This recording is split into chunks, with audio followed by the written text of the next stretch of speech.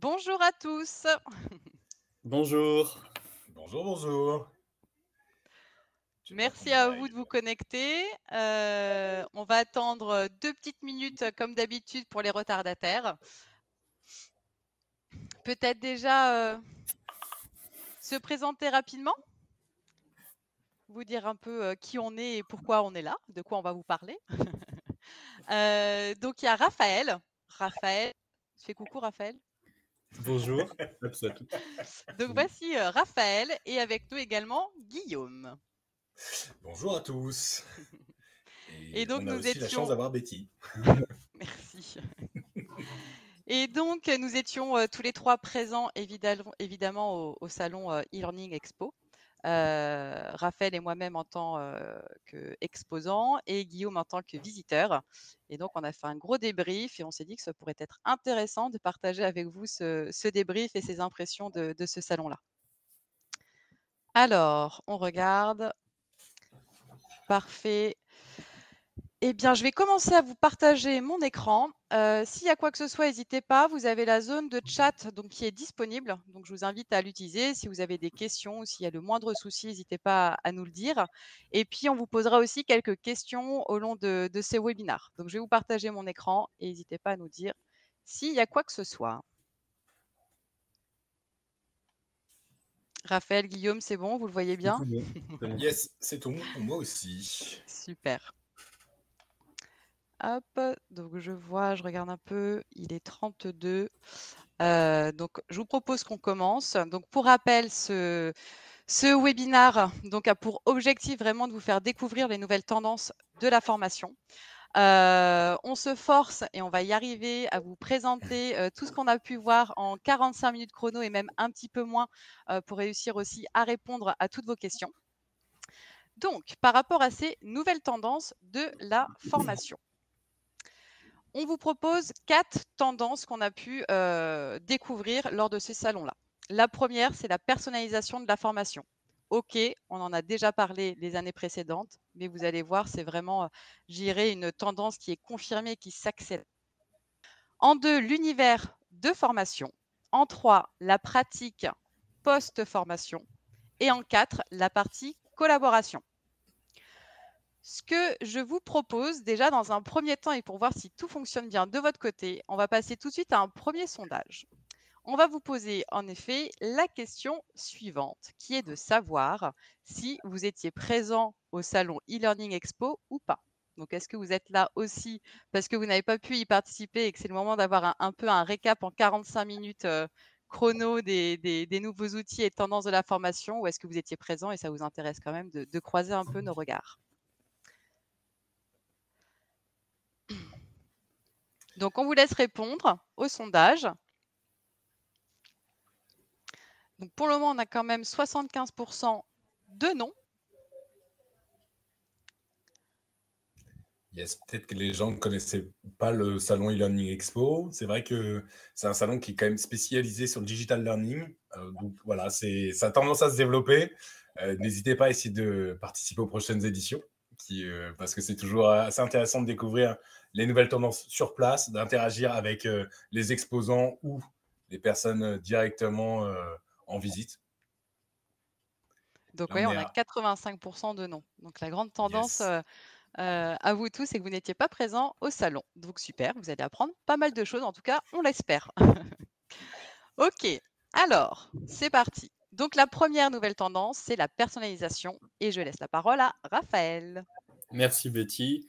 Donc, pour ce qui est de la personnalisation de la formation, c'est quelque chose qu'on connaît tous et toutes déjà, comme l'a dit Betty, mais une tendance qui s'est vraiment renforcée ces dernières années et qui est croissante, et parce qu'elle s'exprime maintenant à 3 niveaux, à savoir le premier étant au niveau de la société, l'entreprise dans son ensemble. On dispose d'un ensemble de data RH qu'on peut exploiter et mettre à profit pour personnaliser les parcours de formation, les formations aux apprenants. Le deuxième niveau où on peut personnaliser les formations, c'est grâce à la richesse du contenu que l'on peut créer et des modalités d'apprentissage qui sont maintenant possibles et qui permettent de s'adresser aux différents profils d'apprentissage. On reviendra dessus également. Et enfin, le le le haut de la pyramide, c'est vraiment au niveau de l'apprenant dans son unicité, pour vraiment personnaliser l'apprentissage à chaque personne, et ce, notamment grâce à l'adaptive learning, avec notamment l'usage de l'intelligence artificielle et des neurosciences. Revenons un peu sur chaque point individuellement. Donc, dans le premier point était celui de l'exploitation de la data RH. Il est maintenant possible de mettre à profit toutes ces données dont on dispose en entreprise sur comment les collaborateurs passent les formations, quelles formations ils font, et il est possible de récolter cette data dans un premier sens, puis l'analyser grâce à différents outils pour ensuite personnaliser. Et il y a différents cas d'usage pour cela et objectifs. Le premier étant tout d'abord de comprendre les usages et utilisations des collaborateurs et identifier des tendances, notamment en analysant cette data. Proposer également les formations les plus adaptées selon les profils des collaborateurs, que ce soit métier ou manager, collaborateur, par exemple. Développer les plans de compétences et également anticiper les besoins de formation. Donc, c'est vraiment maintenant mettre à profit toute cette data, qu'elle soit tant sur l'usage de la formation, mais également la data recueillie lors des entretiens d'évaluation, par exemple, ou tout événement un peu qui viendrait marquer le parcours du collaborateur. Pour ce qui est du second point, donc, on a identifié une pluralité, vraiment une richesse des contenus multimodaux maintenant qui sont disponibles pour faire de la formation, avec par exemple sur l'écran, on vous a indiqué les vidéos interactives. Donc, sont des vidéos qui permettent, sur lesquelles il est possible d'insérer par exemple des quiz au cours de la vidéo. Ça, c'est des outils qui permettent cela. Nous, on a identifié Cumulus, par exemple, qui est vraiment un super outil. Et une autre tendance qui s'est émergée et qui se renforce vraiment, on la connaît déjà tous un peu, toutes et toutes, dans nos vies personnelles, mais vraiment au niveau professionnel, c'est le podcast, vraiment, qui connaît une ascension importante. Et c'est par exemple avec des sociétés telles que Toutac. Donc, on pourrait se demander un peu maintenant quel est le rapport entre cette richesse des contenus et la personnalisation. Donc, nous, on estime que ça permet vraiment une personnalisation de la formation, au sens où il est maintenant possible de s'adresser vraiment aux différents profils des apprenants. Donc, on sait tous et toutes que certains préfèrent apprendre avec du contenu visuel, d'autres avec du contenu auditif, et d'autres avec le profil kinesthésique, donc le toucher, et multiplier ces possibilités de contenu permet de personnaliser l'expérience d'apprentissage. Et cette personnalisation se fait à un troisième et dernier niveau, vraiment au niveau de l'apprenant en tant que personne, en tant que collaborateur qui suit individuellement une entreprise, et notamment grâce à l'adaptive learning. Donc l'adaptive learning, c'est un mot qu'on connaît tous et toutes depuis un moment, c'est un peu un mot valise, mais qu'on peut retenir avec la définition suivante. Donc l'organisation des supports d'apprentissage en fonction des besoins uniques de chaque apprenant grâce à l'utilisation de programmes informatiques. Donc c'est vraiment l'utilisation de la technologie pour personnaliser l'expérience apprenante. Ça peut être par de l'intelligence artificielle et des neurosciences souvent, mais pas uniquement. Ça peut être aussi par des arbres de décision plus ou moins compliqués. Cet adaptive learning, à ce jour, il s'exprime principalement sur 3 niveaux. D'abord, le séquencement entre les contenus, qui permet à l'apprenant de personnaliser son parcours de formation. Dans la pratique, ça se fait souvent par un test de positionnement, d'auto-positionnement en début de formation. Et c'est quelque chose aussi qu'on retrouve. Cette obligation, on la retrouve chez Calliope, l'auto-positionnement, qui montre également qu'au niveau réglementaire, on s'inscrit et confirme dans cette tendance de la personnalisation de la formation. À un second niveau, le contenu lui-même peut être personnalisé en poussant à l'apprenant un certain type de contenu au meilleur moment. Et enfin, au troisième et dernier niveau, c'est les évaluations elles-mêmes qui peuvent être personnalisées maintenant pour l'apprenant en lui poussant les meilleurs types d'exercices possibles qui lui sont le plus appropriés. Donc, qui fait un peu de l'adaptive learning à ce jour? Donc, il y a un grand nombre de solutions qui font tous et toutes différents types d'adaptive learning. Nous, on a identifié 3 principales sur le salon, à savoir Drillster, Kigou et TeachUp, qui chacune font de l'adaptive learning un peu différemment selon l'utilisation de l'intelligence artificielle, des neurosciences, mais qui sont des solutions qui nous ont beaucoup plu et qu'on suit de près. Voilà pour ma part, je vais passer la parole à Guillaume. Je te remercie, Raphaël. Alors, c'est plutôt intéressant que tu parles de personnalisation, vraiment de formation. Moi, ça va être une partie de ma tendance. Donc, la tendance que je vais présenter, c'est l'univers de formation. Donc, l'univers de formation, on en a tous entendu parler, c'est plus la confirmation d'une tendance. En fait, l'univers de formation, c'est quoi pour rappel? C'est cette idée d'avoir ce mix de l'identité, du marketing, de la tonalité des parcours pédagogiques. En fait, ça va être un tout qui va suivre l'apprenant sur toute sa phase on va dire, d'apprentissage. Donc, le avant, pendant et après. Concrètement, c'est le fil rouge qui va tenir en haleine votre apprenant. Là où ce qui va être intéressant sur l'univers de formation, c'est en fait, c'est vraiment un ensemble d'éléments. On n'est pas juste sur, par exemple, un univers graphique. On va essayer de s'adapter et donc de personnaliser la formation, n'est-ce pas, Raphaël, à travers des contenus qui lui sont propres. Donc, on va analyser les apprenants, par exemple, avec l'utilisation de personas. Donc, on va voir comment notre apprenant fonctionne ou plutôt utilise ces contenus de formation. On va développer pour ça aussi des supports pédagogiques, donc spécifiques, où on va créer un univers. Alors, la création de l'univers de formation passera par un univers graphique spécifique, un univers qui va se rapprocher ou pas de celui de l'apprenant.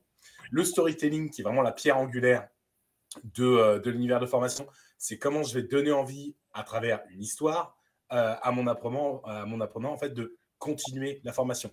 Encore une fois, en avant, pendant, après. Ça va être donc sur les contenus synchrones et asynchrones. La gamification, donc clé du dwell time pédagogique. Alors, je suis désolé pour cet anglicisme. Le dwell time pédagogique, c'est quoi? C'est en fait le temps que va passer l'apprenant sur le contenu, donc synchrone ou asynchrone. C'est cette idée de, à travers en fait le côté ludique d'une activité, je vais donner envie à l'apprenant de continuer en fait son parcours pédagogique. Et enfin, la marque de formation, où là, on est vraiment dans un concept de communication, hein, où on va s'inspirer de la création d'une marque classique pour créer des marques de formation. Donc, du branding avec les valeurs, les composantes de la marque, jusqu'au parcours de vente. Parce que oui, aujourd'hui, nos formations rentrent dans un parcours de vente. Donc, on doit donner envie à notre apprenant de participer à ces formations. Et en fait, en pratique, ça donne quoi? Ça donne une évolution des LMS. Les LMS deviennent de plus en plus personnalisables. On est à la limite du marketplace. En fait, ça va être un lieu où vous allez avoir toutes vos formations. Il va falloir donner envie à travers des univers de formation que vous allez créer. Ça va être aussi le développement de cet état d'esprit, en fait, univers de formation. Tous les acteurs de la création de la formation vont devoir avoir cet état d'esprit. Donc, le graphiste, le designer, rédacteur, ingénieur pédagogique, directeur formation, DRH, il faut vraiment avoir cet état d'esprit pour que l'univers de formation soit créé en amont, du moins au bon moment, quand vous allez créer la formation en même temps, pour qu'on ait vraiment un avant, pendant, après. Et avec un seul mot d'ordre, la cohérence. Vraiment ne surtout pas sortir l'apprenant de cet univers. La limite on va dire, la création des univers de formation, pardon, ça va être d'être, on va dire, dans le too much. Il faut vraiment que que la forme ne prenne pas le dessus sur le fond. Ce qu'on a vu sur le salon, c'est une nouvelle tendance, ou plutôt, c'est, je dirais, aller plus loin dans l'univers de formation. C'est l'immersive learning. Alors concrètement, c'est quoi l'immersive learning? En fait, c'est l'univers de formation, donc l'identité, la marque, le storytelling, qui va croiser des outils spécifiques, donc tout ce qui va être réalité augmentée, réalité virtuelle, serious game. Et en fait, on va croiser les deux, et c'est ce qui va nous donner l'immersive learning. L'immersive learning, je précise tout de suite, on est sur un wording spécifiquement digital, du moins jusqu'à aujourd'hui. Et en fait, c'est vraiment cette idée de croiser les deux et de transporter notre apprenant dans un univers virtuel qui lui permet de favoriser la pratique, de favoriser l'ancrage, de développer le wow effect pour vraiment que la formation, encore une fois, synchrone ou asynchrone, soit un moment marquant et donc qu'elle dure dans le temps. Et donc, si on reprend la définition, on va dire, classique de l'immersive learning, c'est proposer à vos apprenants une simulation interactive dans un espace virtuel, je vous l'ai dit, pour mieux s'imprégner du sujet pédagogique, donc du ou des sujets. Avec aujourd'hui, on le voit avec tous les acteurs et les solutions qui sont proposées, beaucoup plus un focus sur la pratique. C'est vraiment une des pierres angulaires en fait de l'immersive learning, c'est vraiment d'avoir ce focus sur la pratique. Et sur le salon, on a vu pas mal d'acteurs, donc sur le développement d'univers de formation, donc beaucoup d'acteurs sur la gamification, type Arkane Studio, CCCP, ou des acteurs qui vont être beaucoup plus, je dirais, dans les techniques, donc voilà, comme InVR ou EduFactory, où là, on va être vraiment sur la mise en place de solutions en réalité augmentée, en VR, que ce soit pour des contenus pédagogiques, techniques, de sécurité, de santé même des collaborateurs. Donc voilà, on a vraiment ces différentes applications. Il y a de plus en plus de solutions qui se développent, que ce soit donc avec ce focus gamification. Vous avez même des agences de gamification, et jusqu'à donc ce focus immersive learning. Et de notre côté, donc Advice et Innov, on s'est posé la question, on s'est dit, mais c'est quoi en fait la suite? C'est quoi en fait la prochaine étape de l'immersive learning? En fait, la prochaine étape, c'est de maintenir cet univers de formation, donc de l'immersive learning, mais dans je dirais, une coquille palpable, réelle. Donc on parlerait de real immersive learning. Sortir en fait du canal, je dirais, innovation digitale, et beaucoup plus se baser sur quelque chose de palpable, tout en restant dans un univers qui nous transporte. Et le bon exemple qu'on a aujourd'hui, c'est les jeux de société d'entreprise. C'est un très bon exemple de real immersive learning où vous êtes dans un univers, vous êtes transporté, transposé même dans un univers, mais on est dans quelque chose de palpable et pas virtuel. Donc voilà, c'est une tendance qui est assez actuelle, mais on a tendance à revenir en fait sur quelque chose de palpable, et c'est ce qu'on a vu sur le salon. Donc voilà pour moi. Betty, je te redonne la main. Merci Guillaume. Donc, la troisième tendance, c'est la pratique post-formation. La pratique, évidemment, en formation, c'est pas nouveau, mais de vraiment parler de la pratique post-formation, c'est-à-dire la mise en pratique de ce qu'ils ont vu pendant la formation, là, je pense qu'on est tous d'accord pour dire qu'on a encore des axes d'amélioration à faire. Et c'est une des nouvelles tendances qu'on a vraiment identifiées lors du salon. On a envie de parler du coup de blended learning augmenté. Je pense que voilà, c'était une des nouvelles tendances il y a 5 ans, le blended learning. Je pense que maintenant, c'est assez ancré dans les entreprises. Mais aujourd'hui, finalement, on arrive à évaluer toujours les réactions des apprenants, questionnaire de satisfaction, comment s'est passée la formation. On le fait tous, peu importe que ce soit du e-learning, du présentiel ou du blended learning. Ensuite, souvent, on évalue l'apprentissage, c'est-à-dire l'évaluation principalement des connaissances. Qu'est-ce qu'ils ont retenu du e-learning, par exemple, pour certifier qu'ils ont suivi le e-learning. Donc, on va uniquement évaluer l'apprentissage, la connaissance. Et souvent, on s'arrête là. Seulement aujourd'hui, il faut qu'on aille beaucoup plus loin, et d'autant plus aussi avec Calliope qui nous pousse et qui tend aussi à ce qu'on aille plus loin en tant qu'ingénieur pédagogique. Ça va être de venir évaluer les comportements. Et les comportements, c'est quoi? Finalement, c'est comment est-ce que je mets en pratique ce que j'ai appris. Donc voilà, c'est vraiment la pyramide d'apprentissage. On parle de la pyramide de Kirkpatrick pour ceux qui l'auront reconnu. Donc, il faut qu'on aille plus loin. Aujourd'hui, le e-learning, le présentiel et le blended learning, on s'arrête à la partie vraiment réaction apprentissage, et la partie comportement, il faut encore qu'on arrive à s'améliorer sur la mise en pratique. Et puis enfin, si on arrive justement à évaluer les comportements, cette mise en pratique, normalement, vous allez pouvoir identifier des résultats, des indicateurs, votre fameux ROI au niveau de la formation. Donc, sur ce blended learning augmenté, pour nous, il y a toujours évidemment un avant, pour commencer à transférer les connaissances. Donc, c'est souvent en asynchrone avec le e-learning. Le pendant que vous allez avoir lors d'une situation synchrone, ça a été beaucoup le cas en classe virtuelle pendant cette période difficile qu'on a traversée, mais c'est également du présentiel. Et puis, ce qu'on a tendance à oublier, finalement, c'est l'après. L'après, qu'est-ce que je dois mettre en place pour pousser mes apprenants à appliquer ce que j'ai vu? Il ne faut pas s'arrêter simplement au avant, pendant, ce fameux blended learning de mix de synchrone et d'asynchrone, mais remettre, que ce soit d'ailleurs après de l'asynchrone, du synchrone ou du social learning, il faut réfléchir à toutes ces possibilités.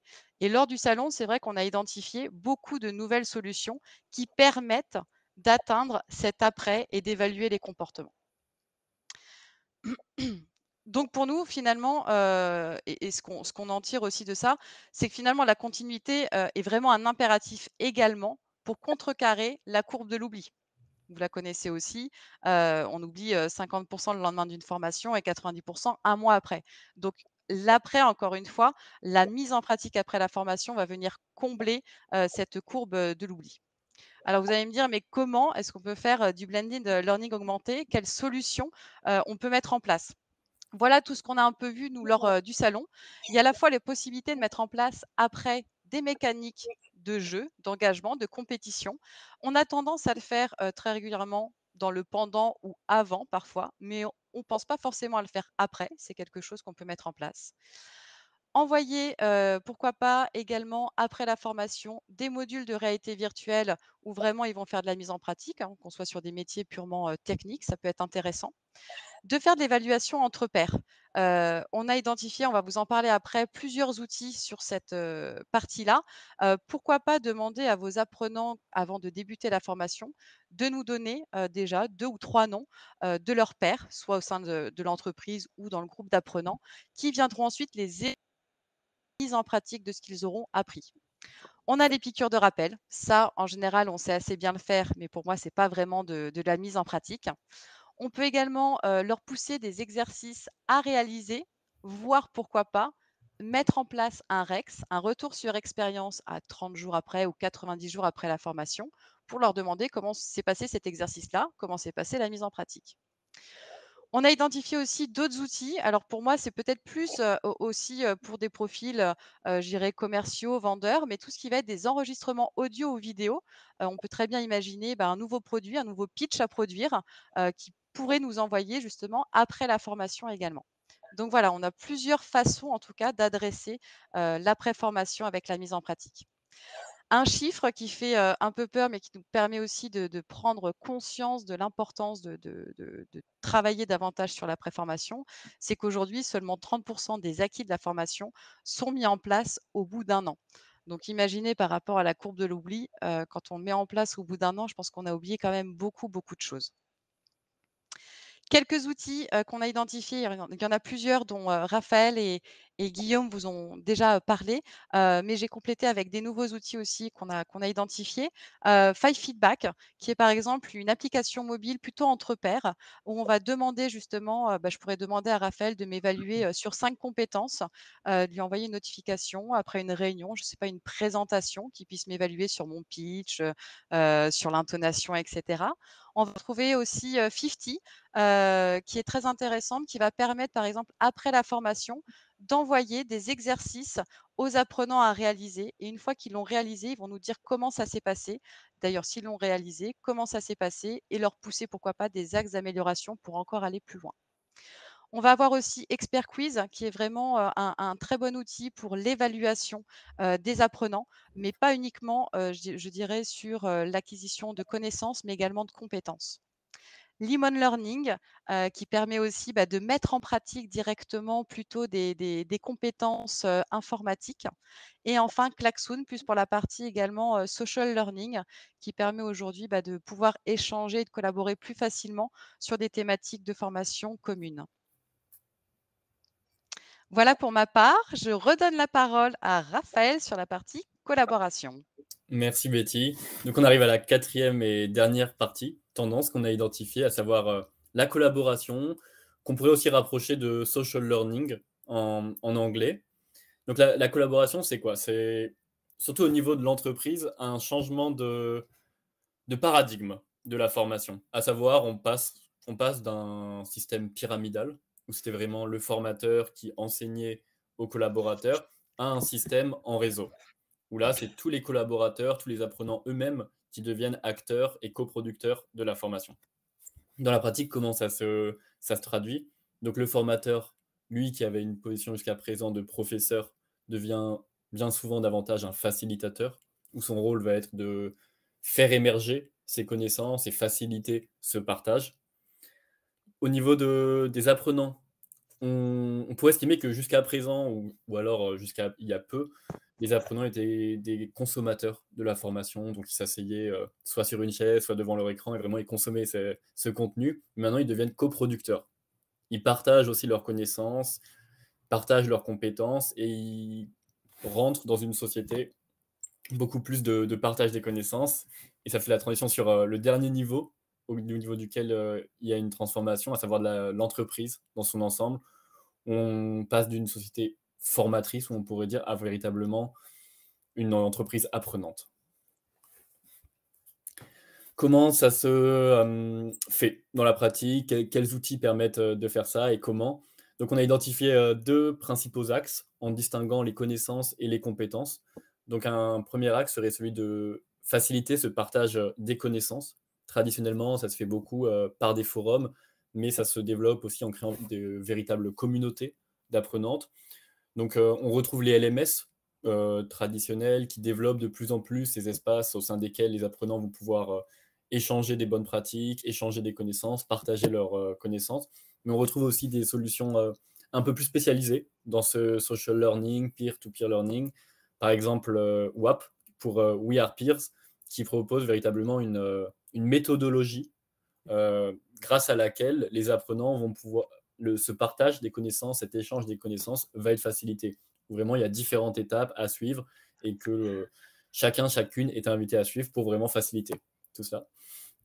Et enfin, en parallèle des connaissances, on a le partage des compétences. On est davantage dans l'opérationnel pour le coup. Ça va être comment on fait cela, notamment, Betty a un peu parlé des enregistrements vidéo pour les pitchs. Et là, on est vraiment au cœur de ce sujet, avec par exemple Skillscatch et Rehearsal, qui sont des solutions grâce auxquelles les apprenants peuvent se filmer en train de faire certaines actions sur un logiciel, par exemple, ou un pitch commercial, et ensuite partager aux autres collaborateurs ou managers pour obtenir ensuite un feedback de leur part et s'améliorer les uns et les autres ensemble.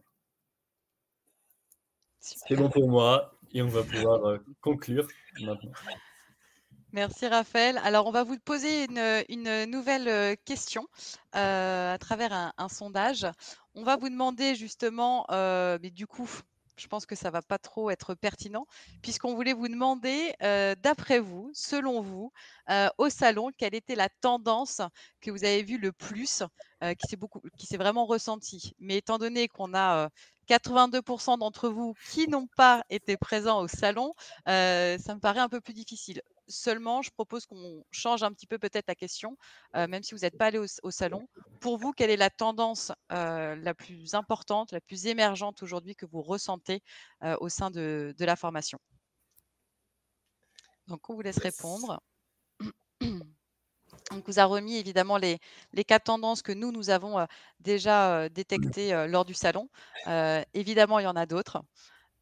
Donc, on a la personnalisation, l'univers de formation avec l'immersive learning, la pratique post-formation ou la collaboration.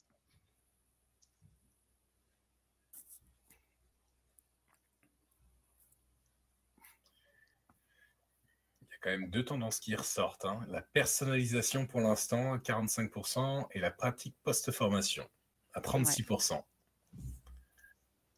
Très bien. Mais on retrouve un peu toutes les tendances tout de même aussi. Ouais.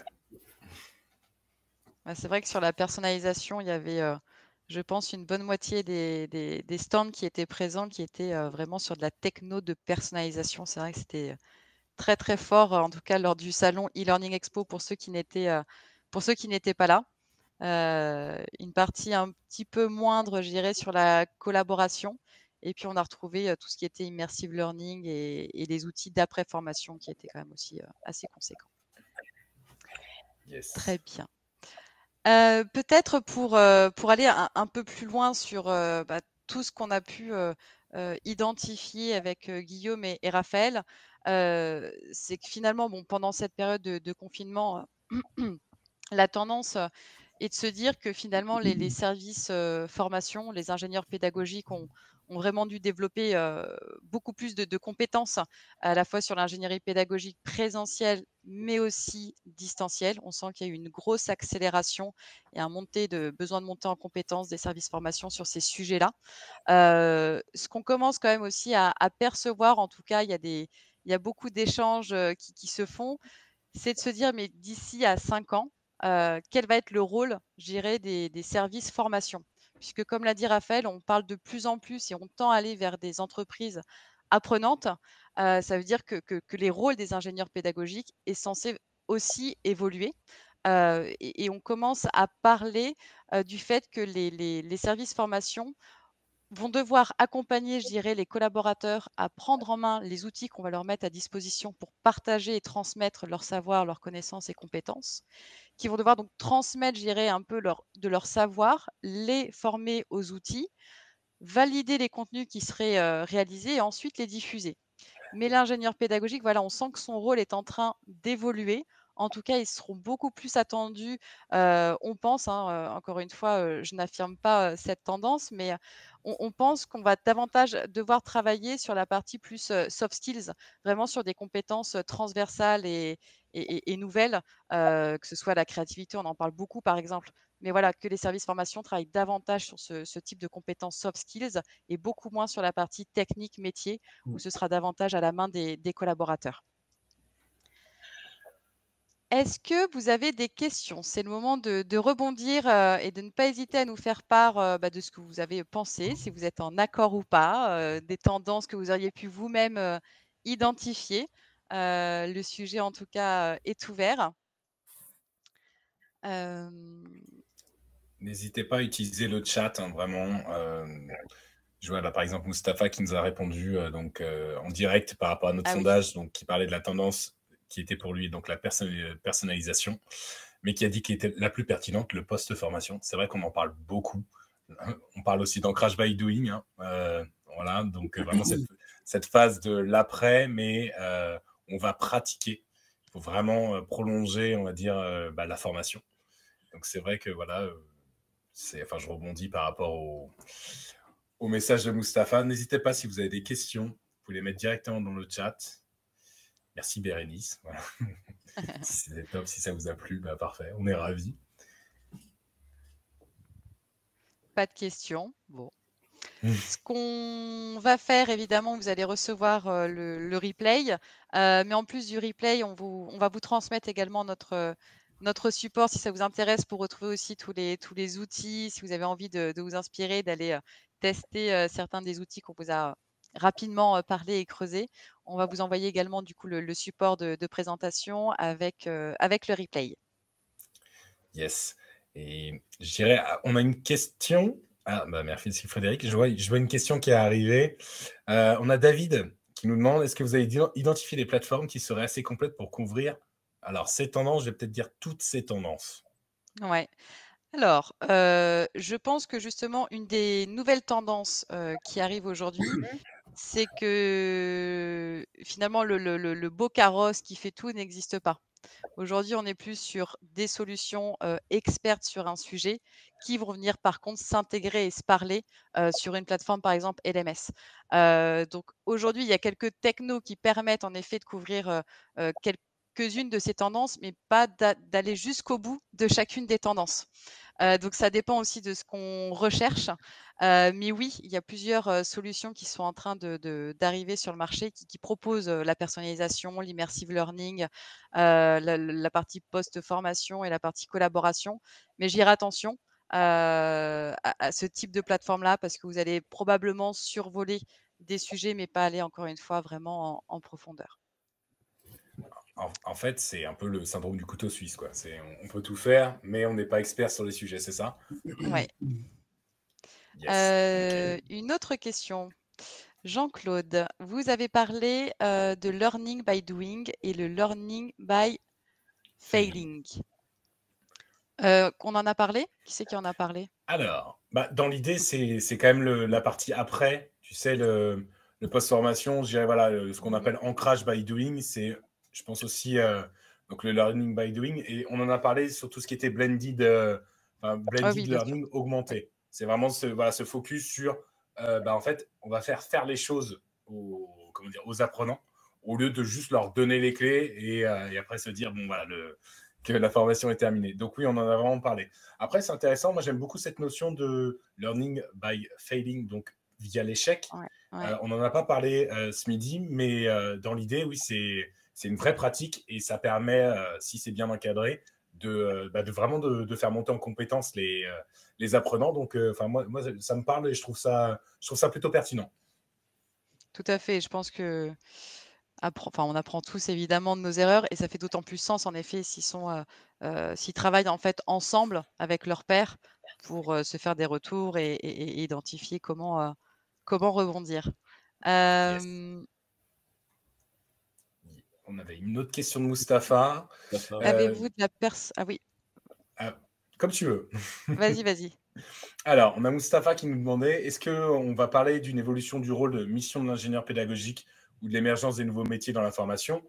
On en a parlé avec la conclusion de Betty, vraiment cette idée de le métier va devoir évoluer parce que la formation évolue. On a dit, Raphaël nous a même parlé de changement de prisme.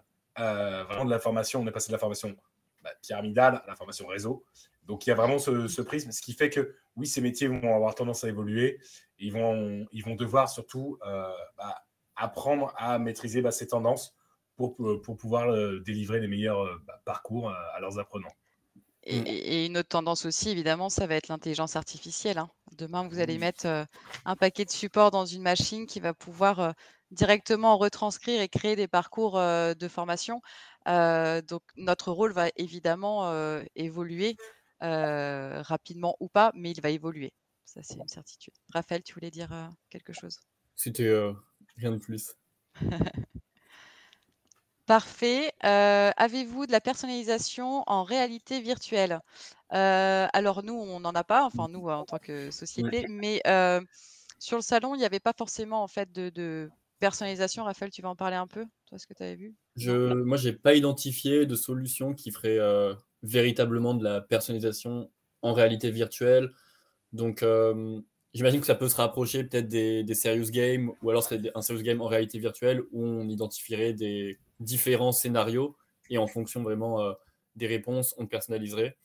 Mais ça reste une personnalisation pas très poussée comme on peut le faire différemment sur d'autres sujets, à mon sens encore. Parfait. Yes. Pas d'autres questions? Je vois Mustapha qui nous détaille un peu ce qu'il voulait dire. Donc, learning by failing, donc école de la vie, merci Léa Seydoux, on regardera. Et Jean-Claude qui dit, désolé, je veux dire, qu'en est-il du learning by failing? Ok, alors est-ce que... Ouais. Vas-y. C'est un sujet, en tout cas au salon, il parlait pas forcément du learning by failing, mais plus du learning by doing. Je pense néanmoins que les solutions aujourd'hui qui sont apportées permettraient aussi très bien de le faire. Mais en effet, je pense que ça va être un changement de mindset que les apprenants osent dire et montrer en effet qu'ils n'ont pas réussi et pas je ne l'ai pas fait. Et donc ça peut être très intéressant. En tout cas, les solutions permettent d'y répondre.